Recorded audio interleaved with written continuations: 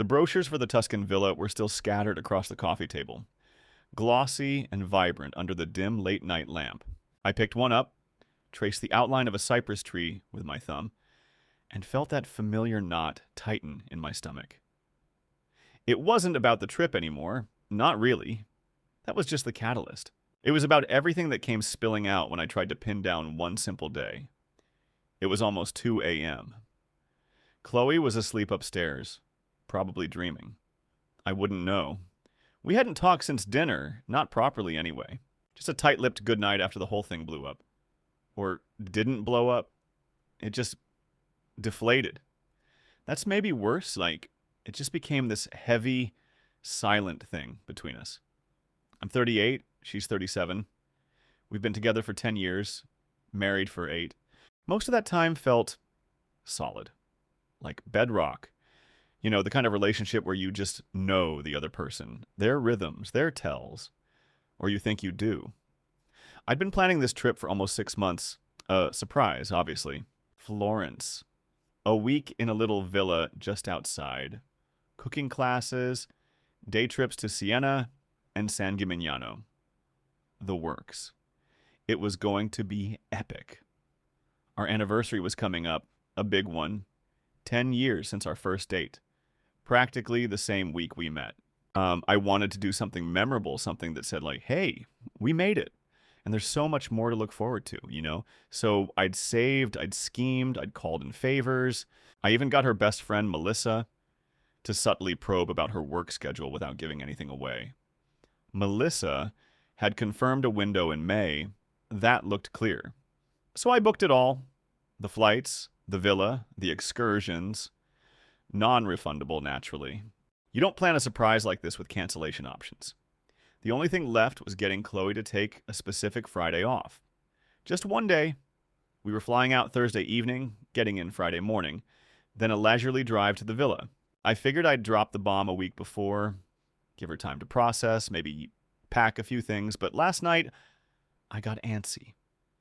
We were having dinner, a quiet Tuesday night. Everything was fine, easy. I mentioned casually that I had something planned for May and needed her to keep a particular Friday free. Didn't need to specify why, just needed her to block it out at work, put in the PTO request. Her reaction was weird. Not excitement, not even curiosity. Just this immediate, flat-out refusal. Ethan, you know I can't just do that. She said it almost automatically, like a reflex. Like I'd asked her to swim across the Atlantic. I tried to push, gently. It's really important, honey. Just that one day. Can you check with your boss? See if you can swap shifts or something? She works at the public library, a manager now, so it's not like she's on a production line. Her schedule is pretty flexible, always has been. But she just shook her head, kept her eyes on her plate. No, I really can't. It's not possible. No explanation, no offer to look, nothing. Just a brick wall. The entire air went out of me, out of the room. The silence that followed wasn't normal, wasn't comfortable. It felt wrong, like a record scratch in a symphony. I didn't even tell her about Florence. What was the point? The whole thing, the surprise, the romance. It just curdled into this bitter, confused lump in my chest. What was going on? Why was one day, one single Friday, such an impossible hurdle for her? And why wouldn't she even talk about it? This wasn't just about a vacation anymore. Not by a long shot. It's crazy how your brain works when something like that happens, right? One minute, you're picturing yourself sipping Chianti under the Tuscan sun. The next, you're staring at the same glossy pictures, but everything's just broken. And all you can do is cycle back through the years, trying to pinpoint the exact moment the crack started. Or maybe when it was always there, and I was just too busy looking at the scenery to notice. Chloe and I met 10 years ago, almost to the day.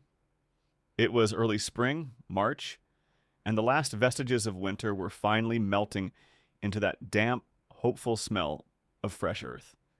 I was 28, she was 27. I was working a consulting gig that required me to dig through old city archives at the Maple Creek Public Library.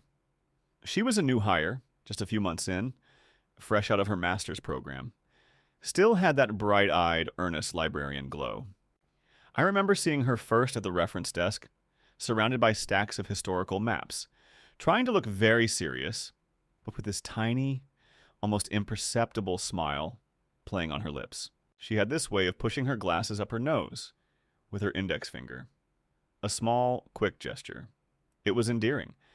I needed help finding some obscure zoning ordinances from the 70s, which, as you can imagine, weren't digitized. She guided me through microfiches and dusty-bound volumes, patient as anything. We talked a little, mostly about my project, then about what she liked about being a librarian. She loved the quiet, the order, the feeling of connecting people with information. I was usually a pretty fast-paced guy, but being around her, everything just slowed down. It was calming. We ended up having lunch at a small sandwich shop across the street. The daily grind, talking for hours. That first date turned into a second, then a third. And before I knew it, we were inseparable. Our relationship developed so naturally. No big fireworks, no dramatic declarations, just a steady, growing understanding. We both loved quiet evenings, good books, cooking simple meals together. She introduced me to authors I'd never heard of, and I got her hooked on some obscure indie bands. We'd spend weekends hiking the trails in Willow Creek Park, or just curled up on the sofa, reading. It felt easy, comfortable, like we were two pieces of a puzzle that just fit without forcing. About a year and a half in, we decided to get a place together. I moved into her small 2-bedroom apartment, and we slowly, methodically, turned it into our home. Then, 3 years after we met, I proposed to her on a chilly autumn evening at the top of Lookout Point, overlooking the whole valley. It was simple, no big flash mob, just us, the wind, and a question. She cried.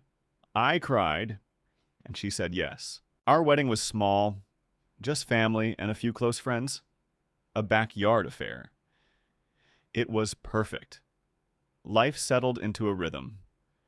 Morning coffee, me off to work at my consulting firm, her to the library.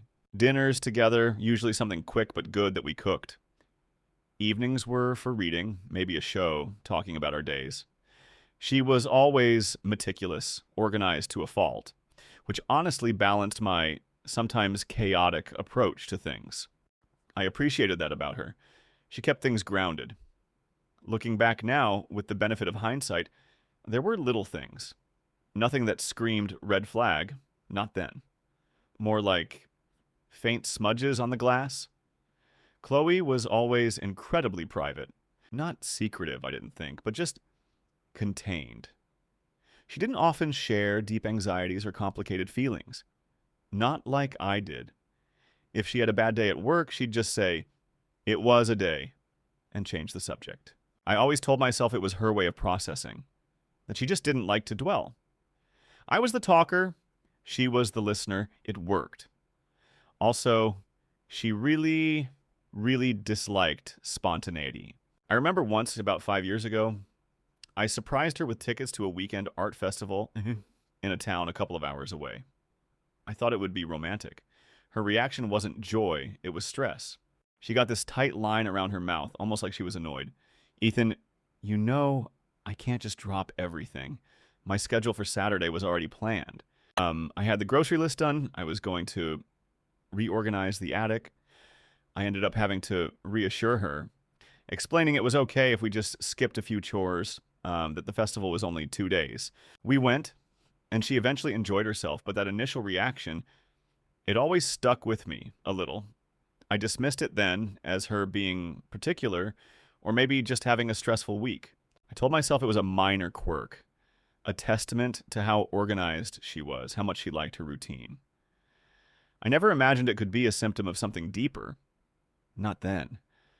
I should have paid more attention to those little hints. I really should have. That argument, if you can even call it an argument when only one person is doing the pushing, that was when things really started to feel off-kilter. Before that, everything was just normal-ish, everyday life stuff. But after Chloe dug her heels in about that single day off, a switch flipped. Or maybe a light turned on, showing me things I hadn't wanted to see before. I spent the next few days in this weird state of denial and growing frustration. I kept expecting her to come to me to apologize, or at least explain. But she didn't. No, she just went about her routine like nothing had happened. Made coffee, went to work, came home, cooked dinner. The silence between us, though, it was deafening. I tried bringing it up again, carefully. Hey, about that Friday in May, I started one evening as we were washing dishes. I was drying, she was scrubbing. Her back was to me. Is there really no way you can just look at your schedule? Just check? She paused, sponge dripping, and sighed. It was a tired sigh. Not angry, but definitely signaling the end of the conversation. Ethan, I already told you. It's not possible. I have responsibilities. But what responsibilities? I pressed, maybe a little too hard. Is it a big deadline? A special event at the library? I just don't understand why you can't even tell me. She turned, her eyes narrowed just a fraction. Why do you need to know every single detail of my work schedule? It's work. I have things to do. You don't ask me for a breakdown of your consulting projects. And then she turned back to the sink, effectively closing the door. I just stood there, holding a half-dried plate, feeling like I'd walked into a wall made of cotton. Soft, but completely unyielding. That's when I started to really stew. It wasn't just about the trip anymore. It was about this new, unfamiliar wall that had gone up between us, and it made me think back to other things, small moments that suddenly took on a different hue. Incident 1, the summer barbecue. Last summer, my parents, David and Carol, planned a big family barbecue at their place in Grandview. They live about an hour and a half away, and we usually make it up there for most holidays and family events. It was for my dad's 65th birthday, a pretty big deal. My sister Olivia was flying in from Denver, bringing her kids. Everyone was going to be there. I had told Chloe about it months in advance, obviously. But a week before, she suddenly said she couldn't come. I have to work that Saturday, Ethan. They scheduled me for a special outreach event. I remember being really surprised because she rarely worked weekends, and almost never the whole day. An outreach event? I'd asked. On a Saturday? For Dad's birthday? It seemed so out of character for the library, and for her schedule. Yes, she'd said a little too quickly. It's a new initiative, important for community engagement. I can't miss it. I was annoyed, but I let it go. What could I do? I went alone, made excuses for her, felt a little awkward. My mom, bless her heart, kept saying, "Oh, Chloe's such a dedicated employee, isn't she?" My sister Liv, who knows Chloe well, just gave me a long, questioning look. I remember Liv saying later quietly, "Is Chloe okay?" She's been a bit distant lately, hasn't she? Even on our group texts. I just shrugged it off, said she was probably stressed with work, but Liv's comment and that look, they stayed with me. Incident 2, the credit card bill. This was probably 6 months ago. We have a joint account for household expenses, and then our own individual credit cards. Mine is for business expenses mostly, hers for her own personal purchases. We always split the mortgage, utilities, and grocery costs straight down the middle. I'd been meaning to pay off a chunk of my consulting firm's credit card, so I was going through our joint statements, just trying to get a full picture of where our money was going. I noticed a few large, unusual charges on Chloe's personal card, linked to the joint account. Not huge, but several $100s each, from places I didn't recognize. Not clothing, not books, stuff like Maple Valley Tech Solutions or Phoenix Hosting. Odd for her. "Hey, what are these charges?" I asked her one night, trying to be casual as I scrolled through the online statement. "Maple Valley Tech? Phoenix Hosting? Did you buy some new software for the library or something?" She glanced over, then quickly back at her book. "Oh, those, yeah, just some online courses." "Professional development?" "Professional development?" I raised an eyebrow. "For the library. That's usually covered, isn't it? No, not these ones, she said, waving a hand dismissively. These are just supplemental for my own growth. She picked up her book again. The conversation was over. I remember feeling a little flicker of unease. Chloe was usually so careful with money, always tracking every dime. Supplemental courses wasn't something she usually splurged on, but I didn't push it. I figured, okay, she's investing in herself. Good for her. Again, I rationalized. Incident 3, the phone. This one happened a few months ago, maybe January. She'd always been a little particular about her phone, always keeping it face down when we were sitting together, rarely letting me glance at a text or an email, even if it was relevant to our plans. I always figured it was just her privacy thing again, and that she didn't like people looking over her shoulder. But one evening, her phone buzzed with a notification, and I happened to be right there, setting down my coffee.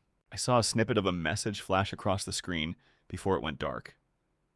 It was from a guy's name, something like Jackson, and the beginning of the text said, "Don't forget about Friday.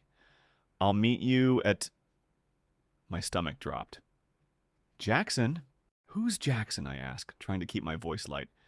But my heart was already pounding. Chloe snatched the phone up, her movements too quick, too sharp. Nobody. Just a colleague. A colleague who's meeting you on Friday? I pressed. What Friday?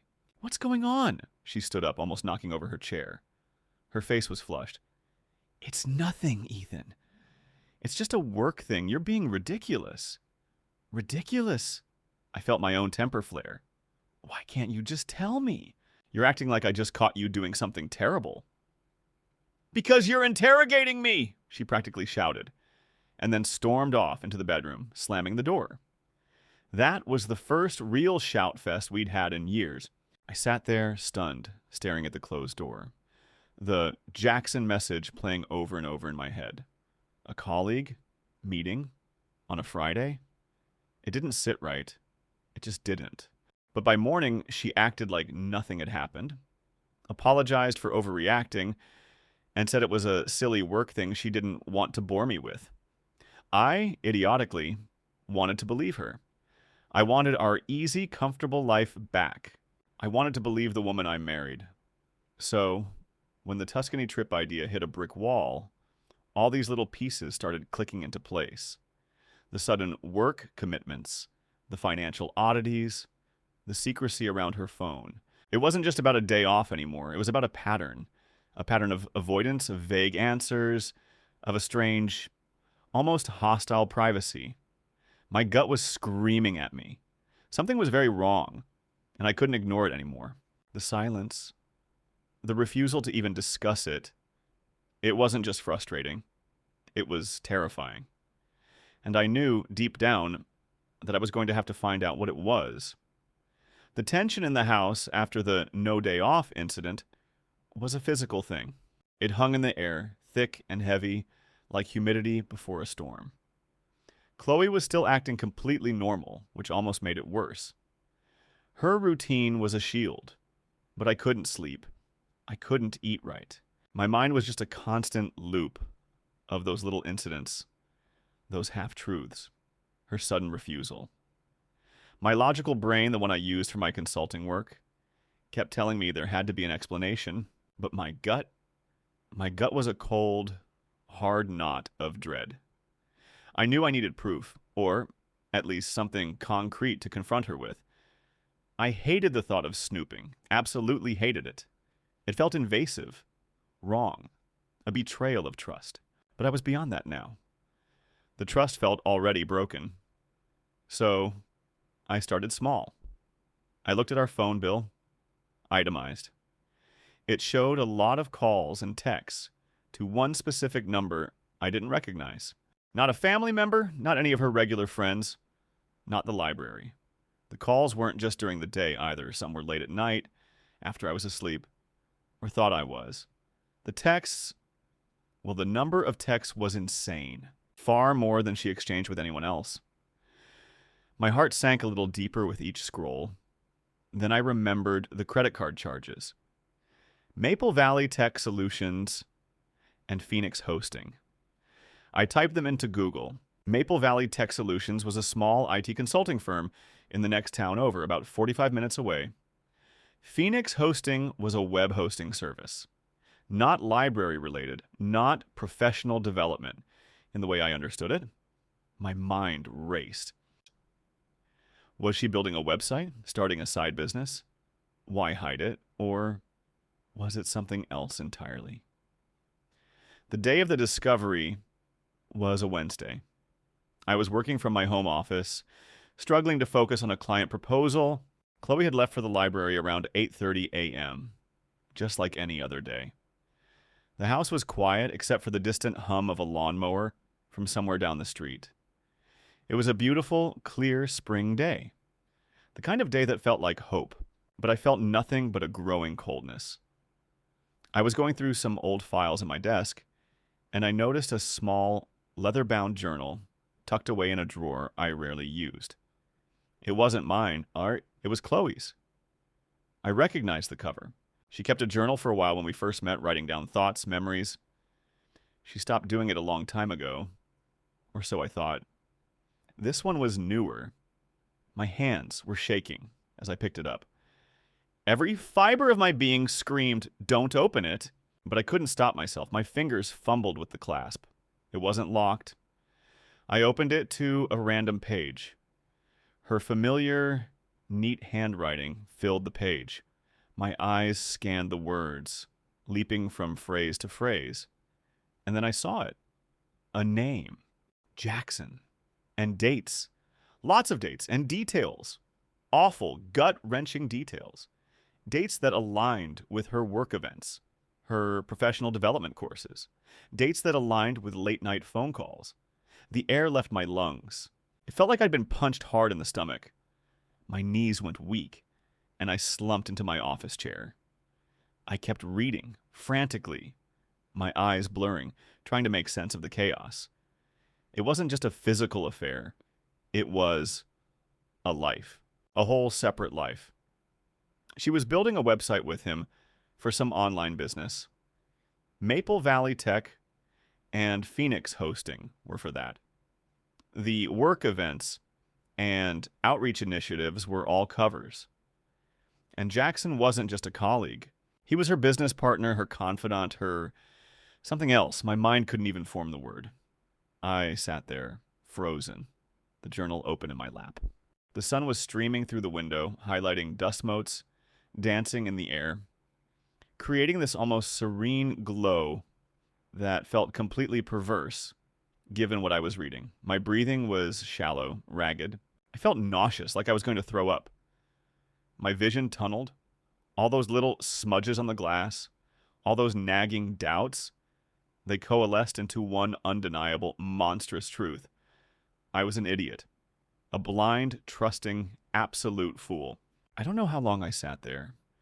It could have been minutes, could have been an hour. My immediate actions were not rational. I closed the journal. I put it back exactly where I found it. I went to the bathroom, splashed cold water on my face, stared at my reflection. My face was pale, my eyes bloodshot. I didn't recognize myself. Then, I grabbed my keys, my wallet, and my phone. I needed to get out of the house. I needed air. I drove aimlessly, just letting the car take me through familiar streets that suddenly felt alien. The world, my world, had just shattered into a million pieces. I knew I couldn't confront her immediately. I had to get my head straight. I couldn't just throw accusations without being able to hold myself together. But I also knew I couldn't wait. Not now. I drove to Willow Creek Park. The same park where we used to hike, where we'd spent so many easy, happy afternoons.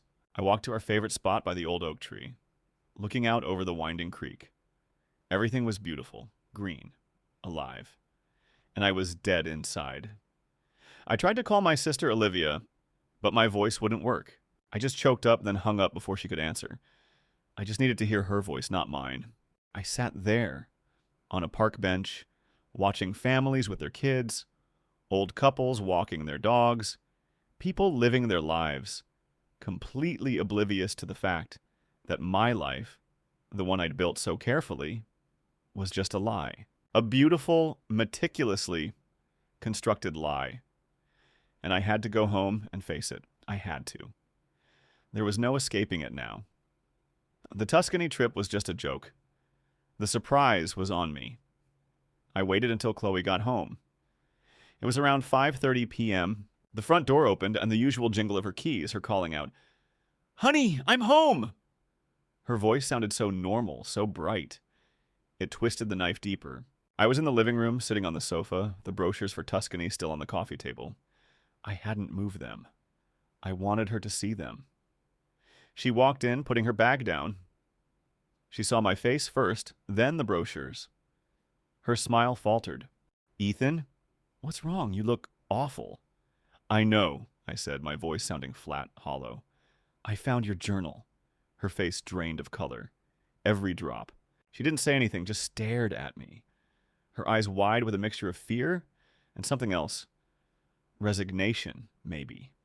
The silence stretched, thick and painful. The afternoon sun was still warm outside, filtering through the curtains, making everything feel impossibly normal.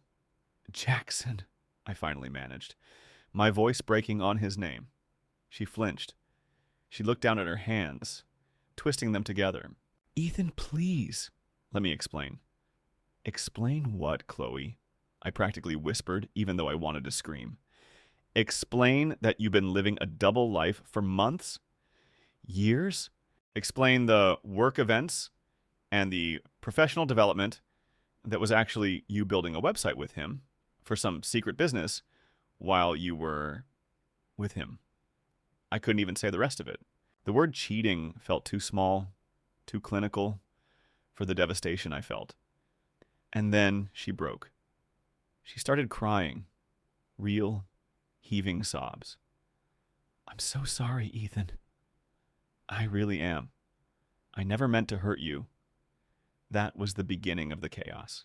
The next few weeks were a blur of tears, shouting, apologies I couldn't quite believe, and the sickening feeling of my entire world being dismantled. The practical problems hit first, and hard. Our home. We'd bought it together 5 years ago. Now who got it? Who moved out? My job meant I could work remotely, but she was tied to the library in Maple Creek. Financially, it was a mess. We had joint savings, separate accounts, but so much was intertwined. The Tuscany trip, of course, was gone. Thousands of dollars, just poof. A bitter irony. I called my sister, Olivia, finally. She listened, quiet, then just said, "Oh, Ethan." I had a feeling. "I'm so sorry." She drove down that weekend just to be there. Her presence was a lifeline. My parents were shocked, devastated. My mom cried. My dad just looked grim, said he never thought Chloe would do something like this. Friends were mostly stunned. Our close circle, Melissa, Daniel, Jen, they rallied around me, offering food, a couch, just an ear. Melissa, Chloe's best friend, was particularly heartbroken. She felt betrayed, too. "I told her to tell you about the business idea months ago, Ethan." I swear I didn't know about him. She was crying when she said it.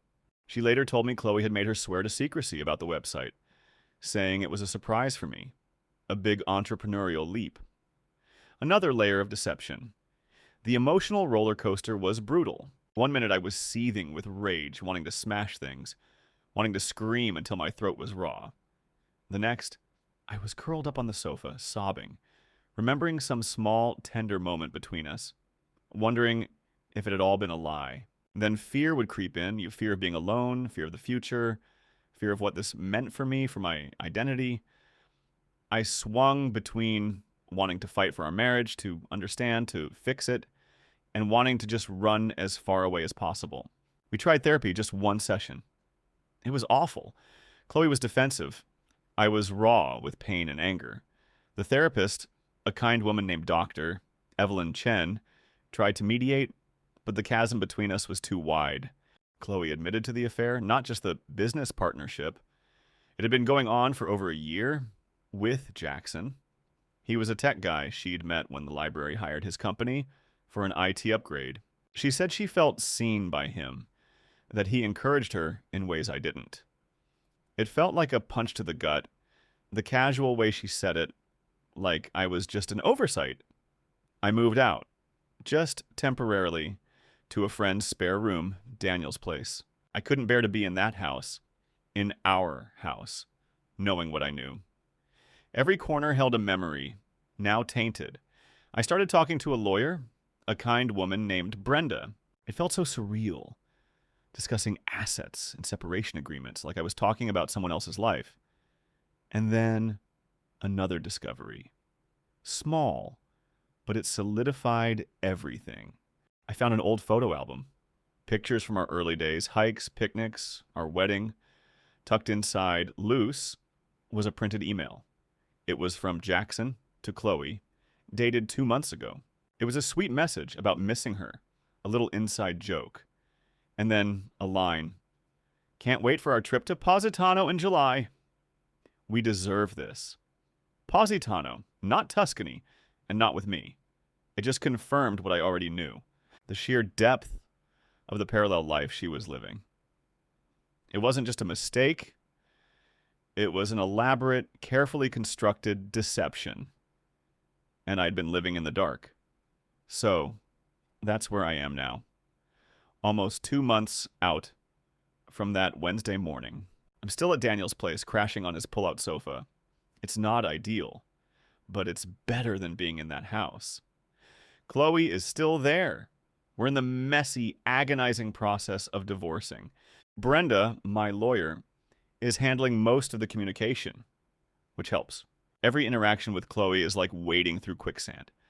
She's remorseful, yes, but also still somewhat evasive, trying to frame it as our problems, not just her choices. I just can't listen to it anymore. The damage is done. I'm not going to lie, it's still really, really hard. Some days I wake up and for a split second, I forget, and then it all rushes back, crushing me. I'm exhausted, both physically and emotionally. My work has definitely suffered. I'm trying to keep up, but my focus is shot. My friends and family have been incredible, checking in, dragging me out of the apartment, just making sure I eat. I don't know what I'd do without them. What have I learned? God, so much. I learned that trust, once broken, feels almost impossible to put back together. I learned that you can think you know someone inside and out and still be completely blindsided. And I learned that sometimes those little quirks, those things you rationalize away, they can be symptoms of much bigger, deeper issues. I was so comfortable, so complacent, that I just didn't push when I should have. I made a lot of excuses for her behavior, for her privacy, because it was easier than confronting the uncomfortable truth. That's my mistake, my blind spot. I own that. This whole thing has definitely changed how I look at relationships. I don't know if I'll ever be able to trust someone so completely again. Not with that same naive openness. The idea of getting close to someone, of building a life with them, it feels terrifying now. How do you ever really know? How do you prevent yourself from becoming so comfortable that you miss the signs? I don't have kids, thankfully, so that particular layer of complexity is absent, but the emotional toll is still immense. I'm trying to figure out what comes next. Where do I live? What does my financial future look like? How do I even start to date again when my heart feels like a pile of broken glass? I don't know. I'm just taking it one day at a time, trying to put one foot in front of the other. The Tuscan villa brochures are still in a box somewhere, probably shoved in a closet. I haven't been able to bring myself to throw them away yet. Maybe someday. Thanks for letting me get all this out. It's a lot, I know. It helps to just write it down, to put it out there, even if it's just to strangers. Maybe someone out there has been through something similar. What do you do when the person you built your entire life with turns out to be a complete stranger? How do you rebuild when the foundation you stood on was just an illusion? I really don't know.